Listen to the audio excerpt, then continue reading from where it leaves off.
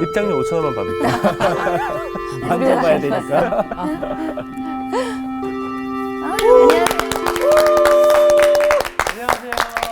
안녕하십니까. 안녕하세요. 안녕하세요.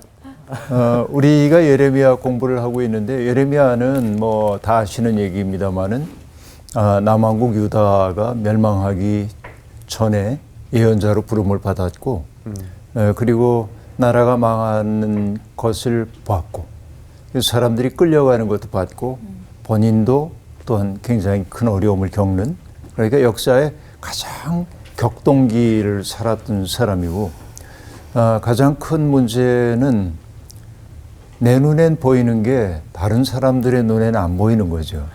이 시대가 얼마나 어려워지고 있는지에 대해서 나는 확연하게 보여요, 이게. 그런데 다른 사람들은 그 위험을 전혀 감지하지 못하고 경고를 해도 들을 생각이 별로 없는 것입니다. 얼마나 안타까울까요? 이대로 가면은 큰일 나는 거예요. 여기 벼랑이 있는데 경고를 지금 하는 거죠. 글로 가면 벼랑이야 하고 말하는데 무슨 소리야. 여긴 내가 잘 아는데 여기 평지인데 무슨 벼랑이 있어 하고 얘기하는 거죠. 근데 멈추게 할 수 있는 힘이 없어요. 말밖에는 예언자는. 그럼 어떤 심정이 들을 것 같아요? 안타까울 것 같아요. 답답하고. 그냥 속이 답답하고 터질 것 막 속이 터질 것 화도 날 같고 것 같고요. 그런 거죠. 여기 두 가지 태도가 있을 겁니다. 나 얘들하고 못 살겠다. 더 이상 나 안 할 거야. 돌아서는 길이 있죠. 그러고 싶은 생각이 있어요. 예레미야도. 그러나 이렇게 돌아서려고 그러면은 그가 나중에 하는 고백을 우리가 보겠습니다만 돌아서려고 하면 자기 속에 불이 붙는 것 같아요. 견딜 수가 없는 거예요. 또다시 가가지고 얘기를 하지만은 또 귀를 기울이지 않아요. 네. 너무 안타까워. 그게 터져나오는 게 뭐냐? 탄식과 눈물이에요. 탄식과 눈물이에요. 그래서 예레미야를 가리켜서 눈물의 예언자라고 말하고 있는데 근데 어떻게 보면 이게 옛날 이야기처럼 들리긴 하지만은 오늘 우리가 살고 있는 세상도 예레미야가 살았던 세상과 별로 다를 바는 없다 하는 생각이 들어요. 왜냐? 요즘 뭐 과학자들이 다 얘기하는 거지만은 지구가 병들었다. 이 얘기 많이 듣죠. 네. 2030년까지 이산화탄소 지금 우리가 배출하는 것을 제로로 줄이지 않으면은 지구가 돌이키기 어려운 상황 속으로 갈 수 있다라고 얘기합니다. 이것은 그냥 위협하기 위해 과장하는 말이 아니라 데이터로 나타나는 일이죠. 얼마 안 남았어요. 우리에게 주어져 있는 시간이 얼마 없다. 이렇게 보면은 정말 예언자적 음성들이 이제는 여기서 우리가 멈춰야 하고 다른 삶의 방식을 찾아야 한다고 하는데 대부분의 사람들에게 중요한 건 뭐예요? 내 재산을 어떻게 증식하고 어떻게 편안하게 살고 어떻게 남들과 구별되는 나만의 가치를 드러낼 수 있을까? 여기에 온통 몰두하다 보니까 전체가 빠져있는 위기를 바라보고 있지 않은 거죠. 네. 그러니까 예레미야의 상황이 오늘 우리의 상황과 별로 다를 바가 없다 하는 생각이 드는 거죠. 오늘 그 얘기 같이 보려고 하는데요. 오늘 수업 예레미야 17강 선지자의 번뇌. 오늘은 예레미야서 8장 18절부터 9장 16절까지를 공부할 겁니다. 강준 씨부터 좀 읽어줄래요? 네, 알겠습니다. 선지자의 번뇌. 슬프다 나의 근심이여 어떻게 위로를 받을 수 있을까? 내 마음이 병들었도다. 딸 내 백성의 심히 먼 땅에서 부르짖는 소리로다. 여호와께서 시온에 계시지 아니한가? 그의 왕이 그 가운데 계시지 아니한가? 그들이 어찌하여 그 조각한 신상과 이방의 헛된 것들로 나를 경노하게 하였는고 하시니 추수할 때가 지나고 여름이 다하였으나 우리는 구원을 얻지 못한다 하는도다. 딸, 내 백성이 상하였으므로 나도 상하여 슬퍼하며 놀라움에 잡혔도다. 길앗에는 유향이 있지 아니한가? 그곳에는 의사가 있지 아니한가? 딸, 내 백성이 치료를 받지 못함은 어찌됨인고? 어찌하면 내 머리는 물이 되고 내 눈은 눈물 근원이 될고 죽임을 당한 딸 내 백성을 위하여 주야로 울리로다. 내가 광야에서 나그네가 머무를 곳을 얻는다면 내 백성을 떠나가리니 그들은 다 간음하는 자요 반역한 자의 무리가 됨이로다. 여호와의 말씀이니라. 그들이 화를 담긴 같이 그들의 혀를 놀려 거짓을 말하며 그들이 이 땅에서 강성하나 진실하지 아니하고 악에서 악으로 진행하며 또 나를 알지 못하느니라. 너희는 각기 이웃을 조심하며 어떤 형제든지 믿지 말라. 형제마다 완전히 속이며 이웃마다 다니며 비방함이라. 그들은 각기 이웃을 속이며 진실을 말하지 아니하며 그들의 혀로 거짓말하기를 가르치며 악을 행하기에 지치거늘 내가 사는 곳이 속이는 일 가운데 있도다. 그들은 속이는 일로 말미암아 나를 알기를 싫어하느니라. 여호와의 말씀이니라. 그러므로 만군의 여호와께서 이와 같이 말씀하시되 보라 내가 내 딸 백성을 어떻게 처치할꼬 그들을 녹이고 연단하리라. 그들의 혀는 죽이는 화살이라. 거짓을 말하며 입으로는 그 이웃에게 평화를 말하나 마음으로는 해를 꾸미는도다. 내가 이 일들로 말미암아 그들에게 벌하지 아니하겠으며 내 마음이 이런 나라에 보복하지 않겠느냐. 여호와의 말씀이니라. 내가 산들을 위하여 울며 부르짖으며 광야 목장을 위하여 슬퍼하나니 이는 그것들이 불에 탔으므로 지나가는 자가 없으며 거기서 가축의 소리가 들리지 아니하며 공중의 새도 짐승도 다 도망하여 없어졌음이라. 내가 예루살렘을 무더기로 만들며 승냥이 굴이 되게 하겠고 유다의 성읍들을 황폐하게 하여 주민이 없게 하리라. 지혜가 있어서 이 일을 깨달을 만한 자가 누구며 여호와의 입의 말씀을 받아서 선포할 자가 누구인고 이 땅이 어찌하여 멸망하여 광야같이 불타서 지나가는 자가 없게 되었느냐. 여호와께서 말씀하시되 이는 그들이 내가 그들의 앞에 세운 나의 율법을 버리고 내 목소리를 순종하지 아니하며 그대로 행하지 아니하고 그 마음의 완악함을 따라 그 조상들이 자기에게 가르친 바알들을 따랐음이라. 그러므로 만군의 여호와 이스라엘의 하나님께서 이와 같이 말씀하시니라. 보라 내가 그들 곧 이 백성에게 쑥을 먹이며 독한 물을 마시게 하고 그들과 그들의 조상이 알지 못하던 여러 나라 가운데 그들을 흩어버리고 진멸되기까지 그 뒤로 칼을 보내리라 하셨느니라. 네. 아무런 이야기이지만 네. 우리가 꼼꼼하게 살펴봐야 할 게 있는데 먼저 8장 18절부터 9장 2절까지는 탄식으로 이루어져 있습니다. 그런데 이 탄식이 성서에서 이제 자주 등장하고 있는 문학의 양식이 있는데 교차구조로 이렇게 돼 있는 거예요. 그러니까 맨 처음에는 뭐가 나오냐면 예언자의 탄식이 등장하고 이어서 백성의 탄식이 나오고 그 다음에 하나님의 탄식이 나오고 그리고는 백성의 탄식이 또 나오고 예언자의 탄식이 나오고 이렇게 교차구조입니다. 그러니까 예언자, 백성, 하나님, 백성, 예언자. 네.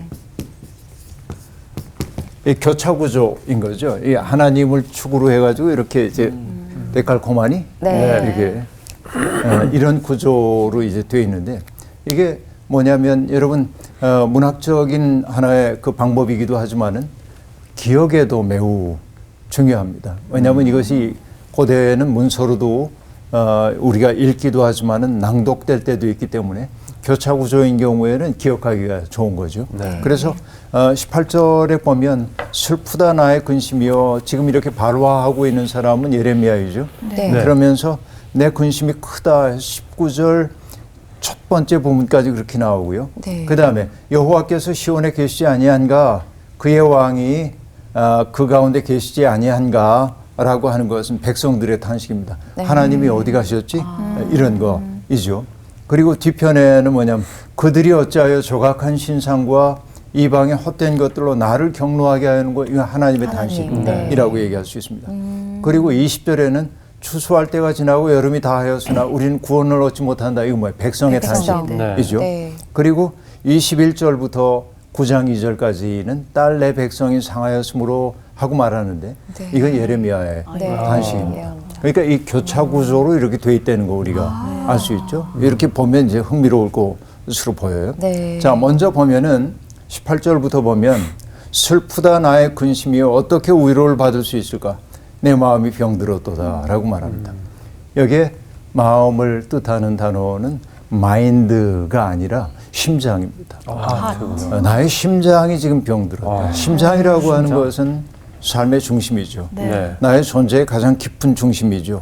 그래서 예언자는 그냥 내가 마음으로 고통받았어, 정신적으로 힘들어라고 하는 게 아니라 존재 그 전체가 총체적으로 지금 아프다 그 얘기예요. 이렇게 누르기만 하면 아야 소리가 날 정도로 지금 아픈 거예요. 그 시대의 고통 때문에 그렇습니다.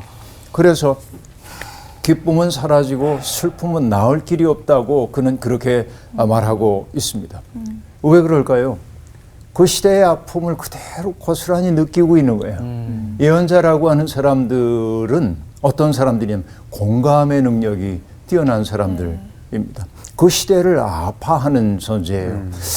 예언서 공부하면서 늘 얘기했지만은 예언자라고 하는 사람들은 하나님의 눈으로, 내 눈이 아니에요. 하나님의 눈으로 역사를 주석해요. 이렇게 역사를 바라보는 거예요. 하나님의 눈으로. 그러니까 내 눈으로 그냥 바라볼 때 보이지 않는 현실이 보이는 거예요. 네. 근데 그것을 예언자는 그냥 깨달은 사람만이 아니라 온몸으로 겪어내는 사람인 거죠. 그러니까 예언자는 그 시대를 함께 아파하고 있습니다. 내 속에 기쁨이 없어요. 그리고 내 속에 깃든 슬픔이 사라지지 않는 그 고통을 그는 느끼고 있는 것이죠. 그리고 19절부터는 마음속에 문답이 들려옵니다. 그렇죠? 그 백성들의 소리가, 백성들이 먼 땅에서 부르짖는 소리가 들려오는 것 같아요. 여기 보면 딸 내 백성의 심히 먼 땅에서 부르짖는 소리로다. 이 예언자가 지금 이렇게 말하고 있잖아요. 근데 먼 땅이래요. 먼 땅? 먼 땅. 네. 어떤 얘기일까요? 그들이 나라가 망해서 이방 땅 먼 곳으로 붙잡혀가서 고통받고 있는 소리가 지금 내게 들려오는 것처럼 느끼는 거예요. 이미 그렇게 얘기를 하고 있습니다. 그리고 그들이, 백성들이 뭐라고 얘기를 하는 거예요? 주님께서 시온에 계시지 아니한가? 그의 왕이 그 가운데 계시지 아니한가? 라는 소리가 들려와요. 달리 얘기하면 새 번역은 이걸 이렇게 번역합니다. 이제 주님께서는 시온을 떠나셨단 말인가? 시온에는 왕도 없단 말인가? 정말 우리가 왜 이런 고통을 겪어야 하지? 하나님이 정말 이 시온에 계시지 않은 건가? 왕조차 사라져버리고 만 것인가? 라고 얘기합니다. 그 질문에 대해서 하나님의 소리가 예언자의 귀에 또 들려옵니다. 뭐라고 말하냐면 여기 세 번역으로 얘기할게요. 네. 어쩌자고 조각한 신상과 헛된 우상을 남의 나라에서 들여다가 나를 노하게 하였느냐. 그들이 그런 처지에 빠질 수밖에 없는 까닭은 하나님이 아닌 다른 우상들을 그들이 섬기기 때문임을 알게 된 것이죠. 그러자 백성들의 또 다른 탄식이 나옵니다.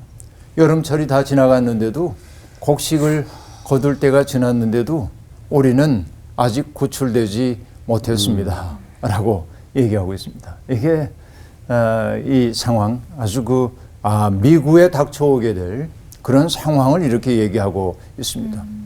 그래서 예언자라고 하는 사람은 그 백성의 운명에 묶여 있습니다. 성서에서 매우 중요한 개념 가운데 하나가 아케다라고 하는 게 있는데, 영어로는 binding, 묶이다라고 하는 뜻인데, 창세기 22장에 보면은 아브라함이 이삭을 번제로 바치기 위해 묶죠. 네. 그래서 binding 이삭 얘기하는 거예요. binding, 아케다인데 묶이는 거예요. 그러니까 우리가 하나님의 일꾼으로 부름받는다고 하는 것은 하나님과 나를 묶는 것이고 백성과 나를 묶는 거예요. 그러니까 달아날 수조차 없어요. 예언자는 그래서 그는 21절에 이렇게 말합니다. 딸 내 백성이 상하였으므로 나도 상하여. 이 백성들이 겪고 있는 고통, 그것을 미리 내다보면서 그들의 아픔을 나 또한 똑같이 겪어내고 있는 것을 볼 수 있습니다. 사실 여기에 상하여라고 하는 그 말은 히브리어로 보면은 뭐냐? 부러지다, 깨지다 그런 거예요. 그 백성들이 어떤 고통을 겪게 될는지에 대해서 지금 예언자는 내다보고 있고, 그래서 나도 상하였다라고 얘기합니다.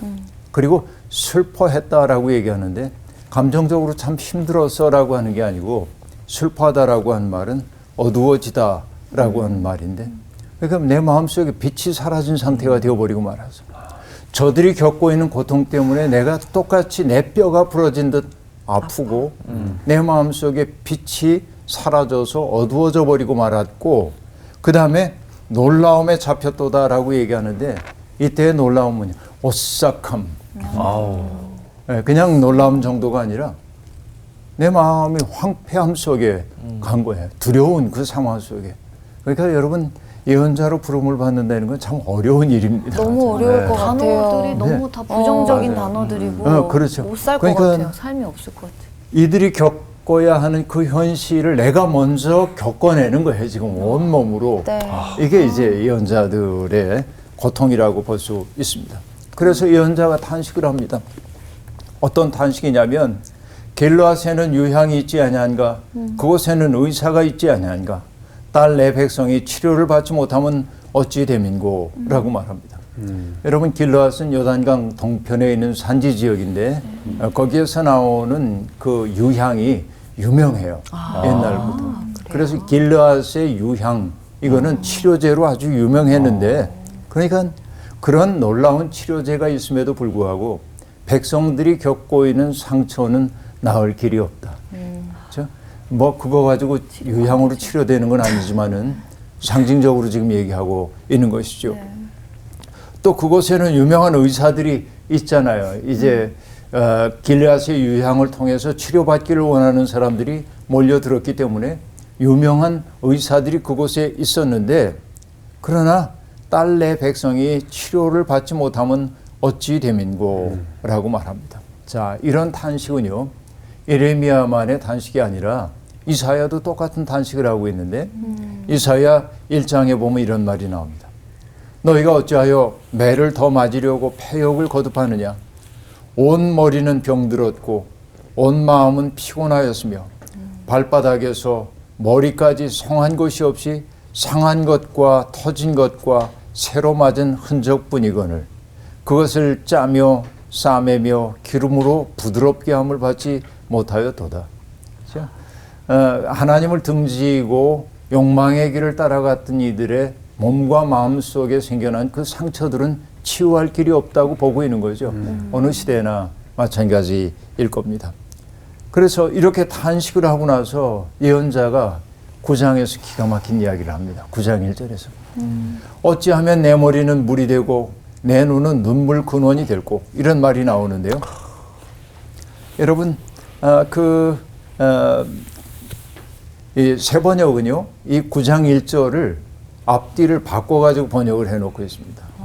어떻게 번역하냐면, 살해된 나의 백성, 나의 딸을 생각하면서 내가 낮이나 밤이나 울 수 있도록, 그리고 이렇게 얘기해요. 누가 나의 머리를 물로 채워주고, 이런 머릿속에 지금 상상을 한번 해보세요. 네. 누가 나의 머리에 물로 채워주고 나의 두 눈을 눈물샘이 되게 하여주면 좋으련만. 그렇게 말하고 있어요. 그러니까 살해된 나의 백성, 그리고 그렇게 사랑했던 나의 동족들이 겪게 될 일을 생각하면 밤이나 낮이나 울 수밖에 없는데, 여기 눈이 짓물러질 정도로. 근데 그 울음이 잠깐 울고 마는 울음이 아니라 뭐예요? 누가 내 머리에다가 물을 가득 채워서 그렇죠? 그래서 눈물샘 열면은 흘러나오도록 해주면 좋으련만. 얼마나 깊은 심정인지 모릅니다. 이게 이제 예레미야를 눈물의 연자라고 말하는 까닭 가운데 하나인데요. 그리고 또 얘기합니다. 누군가가 여기 이제 2절에 보면, 내가 광야에서 나그네가 머무를 곳을 얻는다면 내 백성을 떠나가리니 그들은 다 간음하는 자요 반역한 자의 무리가 되미로다 라고 말합니다. 할 수만 있다고 한다면 이 지긋지긋한 현실에서 벗어나고 싶어요. 더 이상 사람들에게 경고하고 그러면 안 되라고 얘기하면서 이들 때문에 애태우는 일이 장소에 가고 싶은 거예요. 그래서 얘기합니다. 여기에 세 번역으로 다시 읽을게요. 누군가가 저 사막에다가 내가 쉴 나그네 휴식처를 마련하여 내가 이 백성을 버리고 백성에게서 멀리 떠나 그리로 가서 머물 수 있게 하여 주면 좋으련만. 그래서 이 느낌이 있죠. 네. 좋으련만으로 끝났어요. 그 얘기는 뭐예요? 그럴 수 없다죠. 네. 없는 상황이지. 참으로 이 백성은 모두 간음하는 자들이요 배신자의 무리로다라고 말합니다. 우리도 때때로 살다 보면 이 꼴 저 꼴 다 안 보고 살고 싶을 때도 있잖아요. 산속으로 들어가고 싶죠. 산 쪽으로 들어가 버리고 싶기도 눈을 하고. 감고 살고 싶을 때가 많습니다. 그런 마음들이 있죠. 누구에게나. 그렇죠. 그러니까 차라리 이 도시의 분잡 속에서 이 모습을 보면서 내가 고통을 받느니 차라리 사막 가서 홀로 거주하는 게 더 나을 수 있지 않을까 그렇게 말하고 있습니다. 그래서 여러분 이 심정은요. 시편 시인도 똑같이 노래했거든요. 시편 55편에 보면 이렇게 얘기합니다. 나는 말하기를 만일 내가 비둘기같이 날개가 있다면 날아가서 편히 쉬리로다. 내가 멀리 날아가서 광야에 머무리로다 라고 얘기합니다. 왜냐하면 악인들이 득세하고 있는 이 세상 정말 힘들어요. 그러니까 날개가 있다면 이 꼴 저 꼴 안 봐도 되는 그곳으로 가서 쉬고 싶다라고 얘기합니다. 그러나 그럴 수 없는 거죠. 하나님을 등지는 그 백성들이 그냥 있는 거예요. 그 속에서 예언자는 찢긴 존재입니다. 찢긴 존재. 하나님과 그 백성 사이에 이 사이에 서가지고 찢겨져 있는 거예요. 네, 여기서 찢긴 존재로 있는 것이죠. 그래서 여러분 미켈란젤로의 그림을 보더라도 미켈란젤로라고 하는 르네상스 시대의 위대한 조각가이자 화가가 있잖아요. 네. 미켈란젤로는 자기를 뭐로 느꼈냐면 살갗이 벗겨진 사람으로 느껴요. 살갗이 벗겨진 존재로 생각을 합니다. 그래서 최후의 심판 그림을 보면 거기에 바돌로메가 등장하는데 살갗이 벗겨 죽은 거로 등장하는데 그 얼굴에 자기 얼굴을 그려요. 그러니까 살갗이 벗겨졌다는 건 뭐죠? 외부에 조그만 자극이 있어도 하고 아파할 수밖에 없어요. 그 시대를 예민하게 느끼고 있는 거예요. 지금 이 예레미야가 꼭 그런 거인 거죠. 지금 이 정말 예민하게 아파하고 있는 소재. 하나님과 백성 사이에서 하나님은 말씀을 전하라 하고 백성들은 들을 생각이 없어. 그 사이에 껴서 살갗이 벗겨진 것처럼 예민하게 아파하고 있는 예언자의 모습을 우리가 볼 수 있습니다. 3장 9절부터는 여호와가 그 백성들을 기소하는 내용이 나와요. 왜 하나님이 화가 나셨는지가 등장하는데요. 백성들의 죄목입니다. 네. 여호와의 말씀이니라 그들이 화를 담긴 같이 그들의 혀를 올려 거짓을 말하며. 여러분 이게 표현이 기가 막힙니다. 우리가 어떤 사람은 말 함부로 하고 아프게 얘기하고 그렇죠. 저 사람 왜 혀를 저렇게 놀려 그러는데 그 혀를 뭐라고 말해? 화살을 담긴 같이 혀를 올렸대. 와. 그건 뭐야? 그가 하는 말이 화살처럼 가서 박히는 거야. 비수처럼 꽂히는 거예요. 꽂히는 아파요. 10점 만점. 어마어마하게 강력한 네. 우리 살다 보면 어떤 사람이 무심코 했던 말이 화살처럼 와서 박힐 때가 있어요. 그럼요. 네. 이거는 나중에 이 화살을 뽑아낸다고 그래도 오랫동안 상처가 사라지지 않아요. 그렇죠. 그 말이라는 게 그렇게 무서워요. 그래서 우리가 그 외경에 보면 그런 말도 나옵니다. 회초리로 맞은 매는 시간이 지나가면 낫잖아요.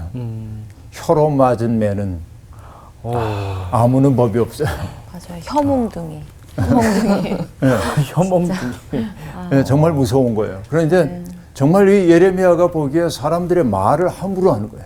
마치 화살을 쏘듯. 그래서 누군가에게 치명적인 결과를 가져다 주려는 듯이 그렇게 화살 당기듯이 말하고 그들이 하는 말마다 거짓말이고요.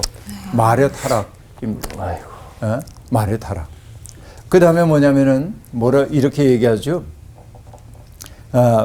그들이 이 땅에서 강성하나 진실하지 아니하고. 다시 얘기하면 진실은 없고 폭력만이 판을 친다라고 하는 거죠. 사람들이 힘을 숭상하는 거예요. 힘을 갖게 되면 사람들은 누군가를 지배하려고 하기 시작합니다. 여러분 아는 것이 네. 힘이다. 베이컨이 한 얘기죠. Knowledge is power 그랬어요. 네. 파워. 아는 것이 힘이다 그랬잖아요. 네. 근데 이것은 달리 얘기하면 파워라는 건 힘이기도 하지만 권력이기도 하거든요. 아는 것이 권력이다 그러면 여러분 강력해지죠, 의미가. 네. 그러니까 우리가 어떤 정보를 내가 가지고 있을 때 저 사람들에게 정보가 없을 때 나만 갖고 있는 정보는 뭐 권력이 되는 거예요. 그렇죠. 네.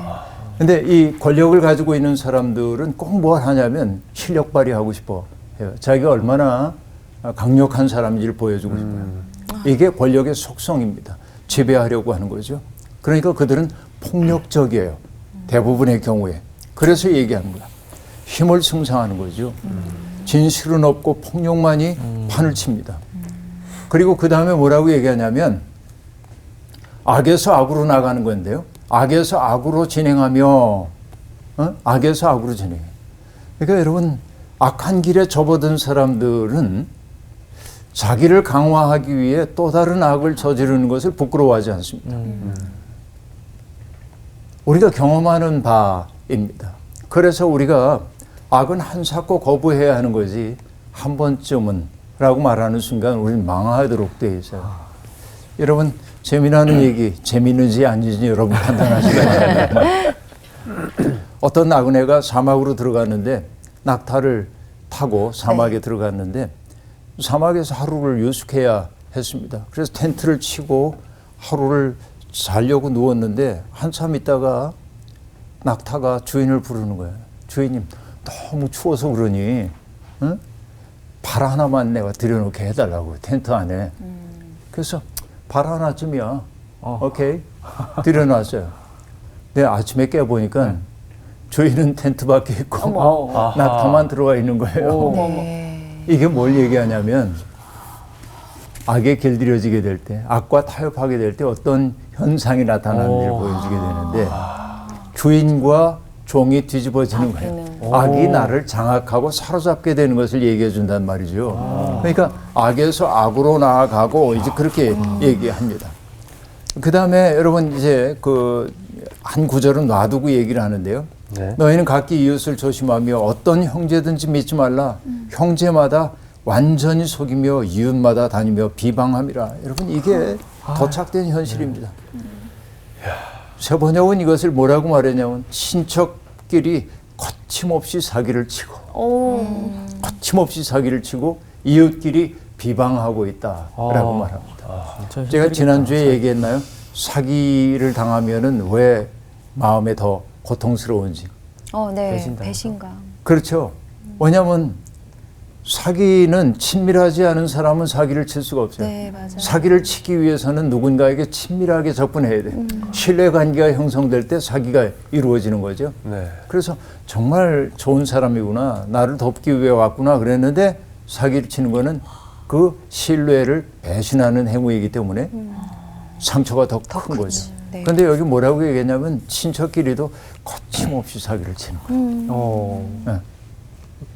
거침없이 사기를 쳐요. 그런 세상입니다. 이웃끼리 서로 비방합니다.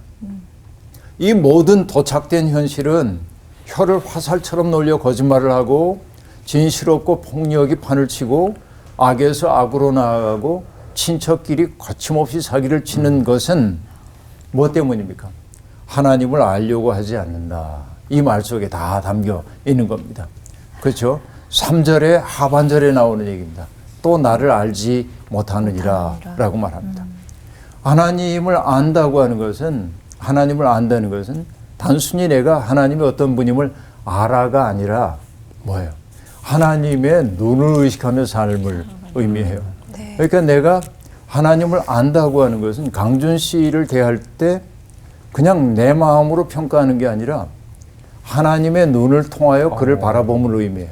그래서 제가 입버릇처럼 하는 얘기가 하나님을 믿는 이들의 시선은 직선의 시선이 아니고 나로부터 대상을 향하는 직선의 시선이 아니고, 그러니까 우리가 직선으로 향할 때는 누구는 예쁘네, 못생겼네, 착해 보이네, 나빠 보이네 이런 온갖 생각이 있잖아요. 네. 그러나 하나님의 눈으로 바라보면 그가 보이고 있는 부정적인 모습조차도 어이구 불쌍하고 하나님 그럴 수 있잖아요. 그 눈으로 바라보는 독선의 시선이어야 한다는 거죠. 이렇게 하나님을 거친 시선이어야죠. 그런데 하나님을 알려고 하지 않기 때문에 뭐예요? 거침없는 거예요. 그러니까 비방하죠. 그렇죠. 이 거침없음이라는 게 문제예요. 저 거침이 있어야 돼요, 사람이. 거침이 있어야 돼. 네. 거침이 있어야 돼. 네, 정말로 그렇다고 얘기할 수 있겠는데요. 그러니까 이 모든 악을 행하고 있는 까닭이 그 한마디예요. 하나님을 알려고 하지 않는다라고 하는 말이죠. 결국 이런 삶이 계속 진행되어 나갈 때 어떤 결과가 나타납니까? 여기 정말 속이는 일이 많고 뭐 하나님을 알기를 싫어하고 이런 일 거듭될 때 하나님은 심판을 내릴 수밖에 없는 거죠. 그래서 7절에 얘기합니다. 만군의 하나님이 내가 내 딸 백성을 어떻게 처치할고 이 백성을 어떻게 해야 이게 좀 나아질까? 그들을 녹이고 연단하리라 라고 말합니다. 녹이다. 그렇죠. 녹이고 연단하겠다고 얘기합니다. 고난의 용광물 속에서 녹아져야 불순물이 걸러진다는 것입니다. 왜냐? 죽이는 화살과 같은 사람들, 독화살을 쏘아대는 것처럼 거침없이 말하고 있는 사람들, 입으로는 평화를 말하고 있지만은 마음으로는 제의속 차리느라고 남을 해칠 궁리만 하는 사람들, 이런 이들에게 하나님은 벌을 내리지 않을 수가 없다고 얘기하고 있습니다. 당연하죠. 이런 나라에 보복하지 않는다면 문제는 뭐예요? 하나님의 정의가 무너지기 때문에 그렇다고 볼 수 있습니다. 하나님은 자비로우신 분이지만은, 그래서 그 사랑 무궁한 분이지만은, 하나님은 또한 정의를 세우시는 의의 하나님이기 때문에 잘못된 자들을 처벌하지 않고 넘어가지는 않아요. 처벌하고 받아들이시는 거죠. 그러니까 이게 하나님의 공의로우심이라고 얘기할 수 있겠습니다. 자, 그 다음에 9장 10절부터 11절을 볼 텐데요. 내가 산들을 위하여 울며 부르짖으며 광야 목장을 위하여 슬퍼하나니 이는 그것들이 불에 탔으므로 지나는 자가 없으며 거기서 가축의 소리가 들리지 아니하며 공중의 새도 짐승도 다 도망하여 없어졌습니다. 자, 이제 예레미야는 옵니다. 그런데 산과 광야와 초원을 바라보며 슬픈 노래를 부르는 거예요. 무성하던 것이 황무지로 변하고 있고 사람들이 지나던 거리에는 인적이 끊어져 버리고 말았고 사람이 사라지자 가축의 울음소리조차 들려오지 않고, 그렇죠. 공중의 새로부터 들의 짐승 이르기까지 다 도망하여 사라져 버리고 만 거예요. 이거를 내다보며 예레미야는 우는 거예요. 미리 보이니까. 여러분, 그 1986년입니까? 체르노빌 원전 사고가 일어나잖아요. 그래서 그 주변이 다 초토화되고, 그래서 처음에는 그게 얼마나 위험한지를 모르는 사람들이 동원돼서 그걸 정리하려고 그러다가 흐물흐물 녹아져가지고 사람들이 다 죽고, 그러니까 자기 사랑하는 사람이 그렇게 병원에서 죽어가는 모습을 보고 이렇게 안았는데 그 사람도. 이 사람도 똑같이 이렇게 다 죽어가는 거죠. 주변에 있는 모든 사람들이 다 피했어요. 그런데 문제는 뭐냐면은 짐승들을 데리고 피할 수가 없는 거죠. 짐승들을 두고 갔어요. 근데 당국이 보니까 이 짐승들이 방사능에 오염되는데 사람 사는 곳으로 오면 또 오염이 되는 거예요. 그렇죠. 그래서 사람들을 보내요. 짐승들 죽이게. 근데 말이라든지 소라든지 이게 너무 외로웠는데 사람이 다 사라져서 돌봐줄 사람 없고 사람이 등장하니까 너무 기뻐서 나오는 거예요. 반가워서. 슬프다. 근데 그걸 쏴 죽이는 거지. 마음 아파. 너무 가슴 아픈 얘기죠. 이게 알렉세이 미치라고 하는 소설가가 소설을 통해 들려주는 얘기인데, 소설이지만은 현실 속에서 벌어졌던 일들이죠. 그러니까 인간이 타락하고 죄를 지으니까 짐승까지도 다 사라져야 하는 이 현실을 지금 내다보면서 예레미야는 지금 울고 있는 것이죠. 지금 우리가 울어야 할 때입니다. 기후 변화로 인해 바다가 황폐해지고 있고 희귀한 식물들이 멸종 위기에 처하고 있습니다.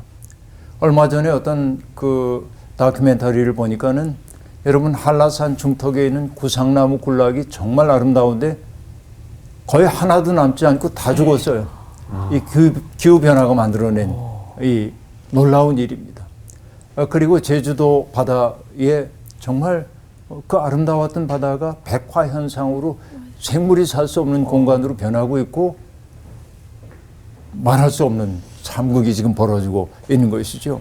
그러니까 하나님을 우리가 창조주로 고백하면서도 생태계 파괴에 응답하지 않고 우리가 지금 살고 있는데, 지금 기독교인들이 해야 할 일은 뭐냐면 예레미야가 파괴되고 있는 세상을 바라보며 눈물 흘리는 것처럼, 산과 광야와 초원을 바라보며 울고 있는 것처럼 울어야 한다는 거죠. 뿐만 아니라 예언자는 얘기합니다. 내가 예루살렘을 무더기로 만들며 승냥이 굴이 되게 하겠고 유다의 성읍들을 황폐하게 하여 주민이 없게 하리라.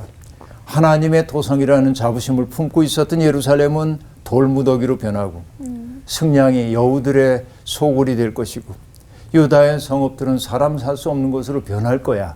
이걸 지금 바라보고 있는 것입니다. 자, 12절부터 16절은 땅이 그 지경이 된 까닭을 밝히고 있는데요. 안타까운 게 이런 거죠.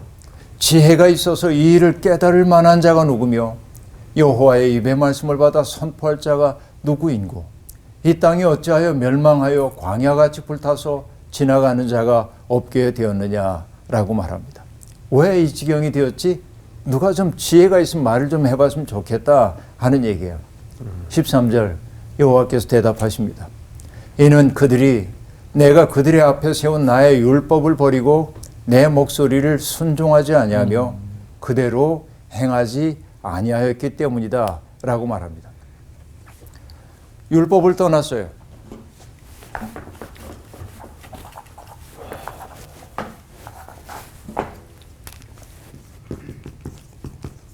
율법을 떠났다고 얘기하고 있는데 율법의 핵심적인 내용은 뭐죠? 율법의 핵심적인 내용은 둘이에요. 하나님 경외하라 라고 하는 것이죠. 네.